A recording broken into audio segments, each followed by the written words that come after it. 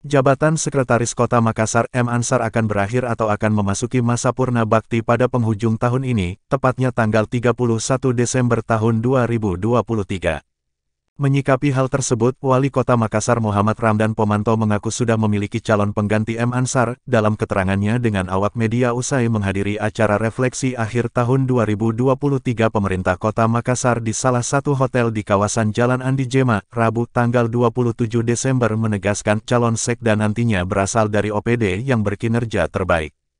Mereka itu diantaranya, terbaik pertama yakni pimpinan Inspektorat Dinas Pariwisata, Badan Pendapatan Daerah, Dinas Pemadam Kebakaran, dan Dinas Tenaga Kerja.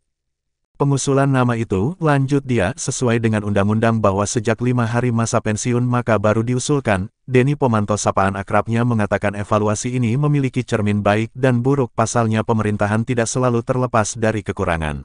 Ada 6 indikator penilaian, ada kinerja, ada kolaborasi, ada loyalty. Loyalty itu bukan loyalitas ya, loyalty begini. Dia tidak kerja 9 to 5, cuma masuk jam 9, pulang jam 5. Dia bekerja sampai kadang-kadang 24 jam. Itu kita nilai, loyalitasnya terhadap tugasnya. Nah, terus ada 3 yang lain lagi. Itu dari saya. Kemudian dari tim Pansel, itu juga hampir sama. Sehingga saya confidence mengumumkan urutannya tadi. Yang jelas syaratnya adalah 5 hari maksimum setelah sekda berhenti. Sekda berhenti tanggal 31. Nah, tanggal 3 kan kita baru masuk, tanggal 3 baru kita usulkan.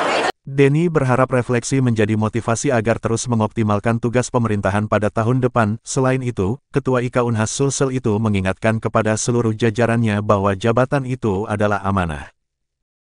Khairuddin Fajar TV